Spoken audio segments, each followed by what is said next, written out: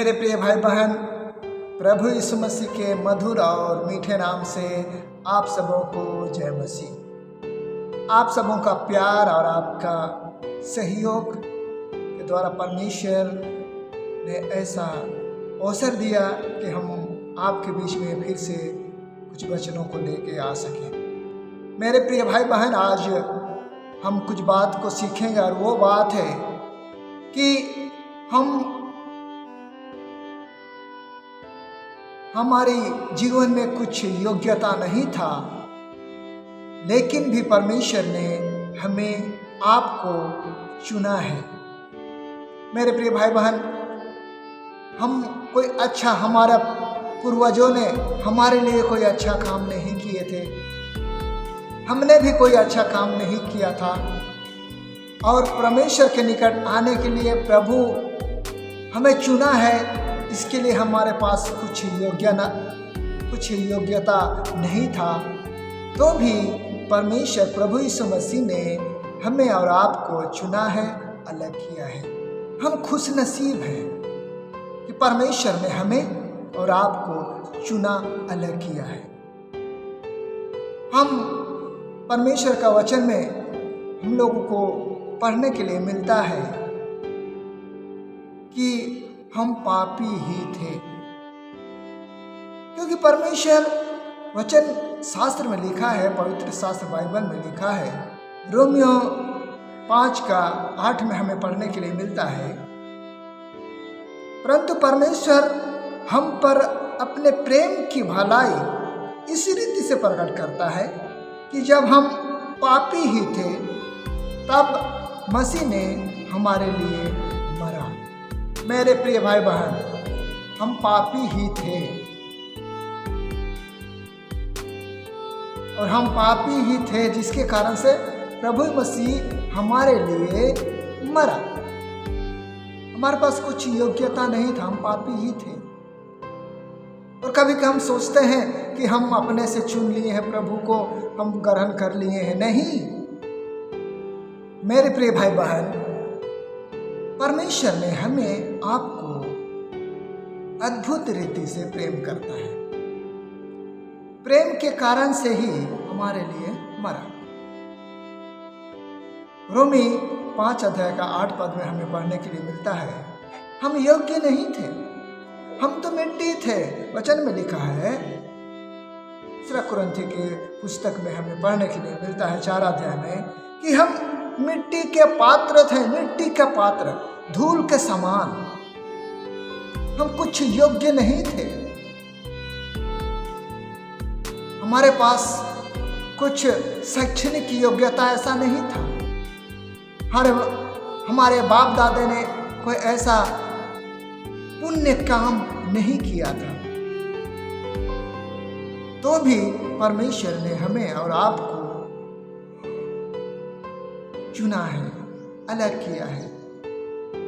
मेरे प्रिय भाई बहन, हम सोचते हैं कभी कभी हमारे पास बहुत योग्यता है, हमारे पास बहुत सारे गुण हैं, हम ये कर सकते हैं, वो कर सकते हैं, लेकिन परमेश्वर के सामने सारे गुण आपका, सारा योग्यता आपका एक धूल के समान है, एक मिट्टी के समान है।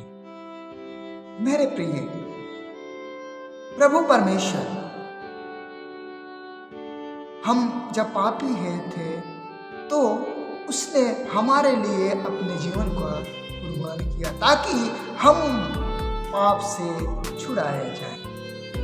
मेरे भाई बहन, प्रिय लोगों, परमेश्वर का प्रेम के कारण से ही हम पाप से मुक्त प्राप्त करते हैं। मेरे प्रिय, जो समय, जो आशीष है परमेश्वर ने हमें दिया है, क्या आप उसके योग्य थे? जो परमेश्वर ने आपको जो शरीर दिया है, क्या उसके योग्य आप थे? जी नहीं मेरे प्रिय भाई बहन। जो हम सांस ले रहे हैं ना, जो हम सांस ले रहे हैं, वो भी हम अपने से नहीं, अरे भाई, सांस लेने के लिए पंपिंग किया जा रहा है ऊपर से। हम सांस लेने के लिए हमें हवा दिया है, हवा तो है, साथ ही वो हमें धड़कन को धड़कने के लिए ऊपर से कंट्रोल किया जा रहा है। मेरे प्रिय भाई बहन, हम अपने से कुछ नहीं कर सकते, ऊपर से सारा चीज हो रहा है। वो चालू करके रखा है। जिस दिन वो स्विच ऑफ कर दिया, वो दिन स्विच ऑफ हो जाता है। इसलिए हमारे योग्यता नहीं था, तो भी परमेश्वर ने हमें और आपको अलग किया, प्राण दिया, सांस दिया, प्रकाश दिया। क्या जो हम सांसें ले रहे हैं इसका कीमत चुका सकते हैं? नहीं, नहीं मेरे प्रिय भाई बहन। जो आंखें परमेश्वर ने दी है, जिससे हम सुंदर सुंदर चीजें देखते हैं, जो उनका बनाया हुआ चीजों को हम लोग देखते हैं, हरियाली देखते हैं, चांद तारे देखते हैं, समुद्र, नाले, तालाब, सुंदर सुंदर बगानों को हम देखते हैं इन आँखों से। क्या इन आँखों का क्या हम उसका कीमत चुका सकते हैं? जी नहीं मेरे प्रिय भाई।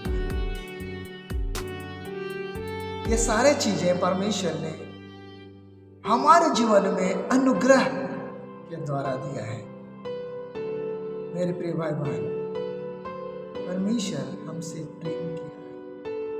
प्रेम करने के कारण ही परमेश्वर ने अपना एकलौता पुत्र प्रभु यीशु मसीह को दे दिया कि हम उस पाप के दलदल में ना फंसे रहें और हम पाप के दलदल से निकल आए, उभर आए।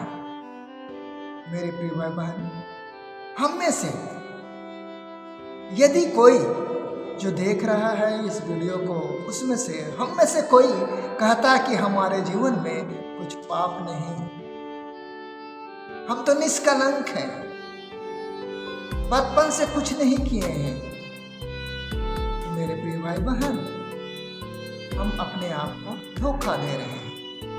पहला यूहन्ना 1 अध्याय 8 से 10 तक में हमें मिलता है कि यदि कोई कहता है कि हमारे जीवन में एक भी पाप नहीं, तो अपने आप को धोखा देता है। इसलिए हमारे हर एक बातों में परमेश्वर हमसे प्रेम करता है, दया करता है, जिसके कारण से ही हमें सांस मिला है, हम जीवित पाए जाते हैं।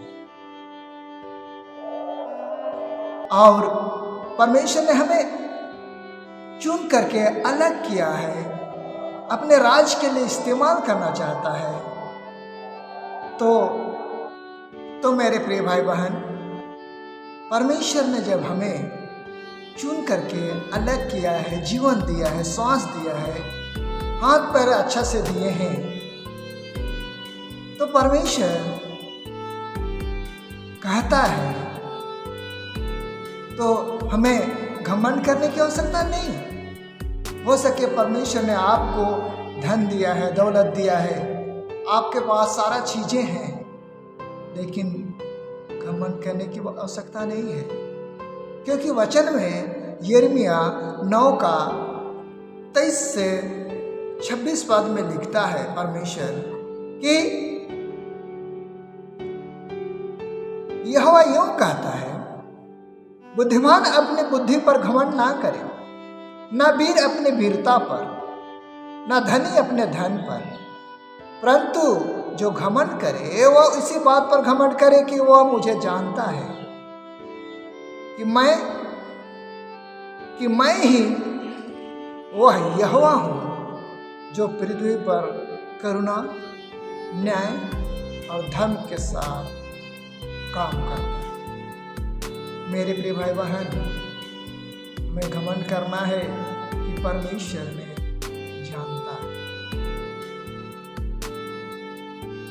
हम उसके बेटा बेटी हैं।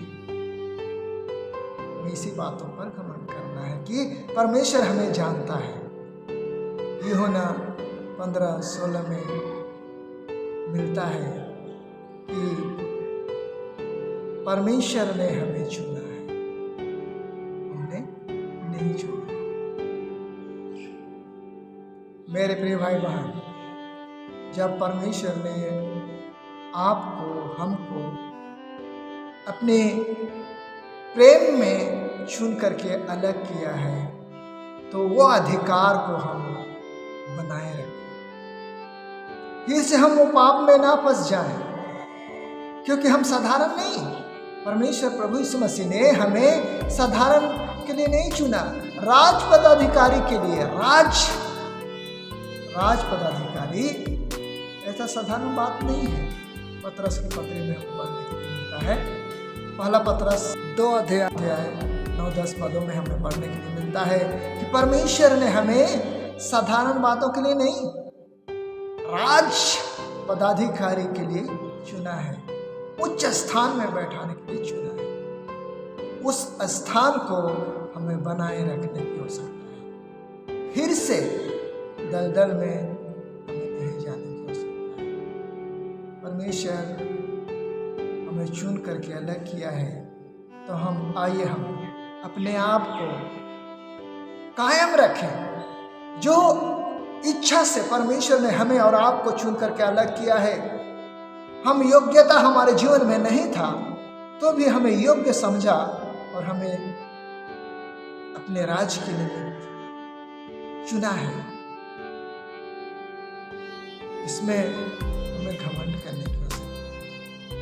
परमेश्वर हमें जानता है, हम उसके रिश्तेदार हैं, हम उसके अनुयायी हैं। और मेरे प्रिय भाई, इसका दूसरा भाग ये है, यदि आप परमेश्वर के प्रेम से दूर हो रहे हैं, इन बातों को याद करें कि परमेश्वर आपके जीवन की एक योजना बना के रखा है। उस योजना को विफल ना करें। परमेश्वर आपसे प्रेम करता है, जिसके कारण से ही आप योग्य नहीं थे, हम योग्य नहीं थे, तो भी परमेश्वर ने हमें योग्य बनाया कि हम उसके अधिकारी हो जाएं, उसके दाहिनी ओर बैठने वाले हो जाएं। मेरे प्रिय भाई बहन, जब हम कभी कहीं अपने गांव में मीटिंग होता है, कुछ बैठकें होती है, उस समय बड़ा अधिकारी एक जगह में बैठता है, तो वहां पर उसका बगल में बैठने के लिए बहुत सारे लोग तैयार होते हैं, हम बैठेंगे। जिस तरह से परमेश्वर का वचन में हम लोग पढ़ने के लिए मिलता है, जब यीशु मसीह अपने चेलों के पास कहता है, यीशु मसीह को कहता है उसकी माता कि जब तुम्हारे राज्य आए तो एक को दाहिने बैठाना, एक को बाएं बैठाना। उसी प्रकार हमारे प्रिय भाई बहन, कुछ भी होता है तो हम उच्च स्थान में बैठना चाहते हैं, और वो उस उच्च स्थान परमेश्वर ने आपको, हमको दे दिया है। मेरे प्रिय भाई बहन, जब वो स्थान दे दिया है तो वो स्थान को हमें बांध करके रखना है, कायम रखना है, ताकि हम उस स्थान का ना खोने पाए। मेरे प्रिय भाई बहन, यदि आपके जीवन में समस्या आ रहा है, प्रभु से बने रहने के लिए हमें समस्या आ रहा है, कठिनाइयाँ हैं, हम उसके साथ जुड़े ना रह पा रहे हैं,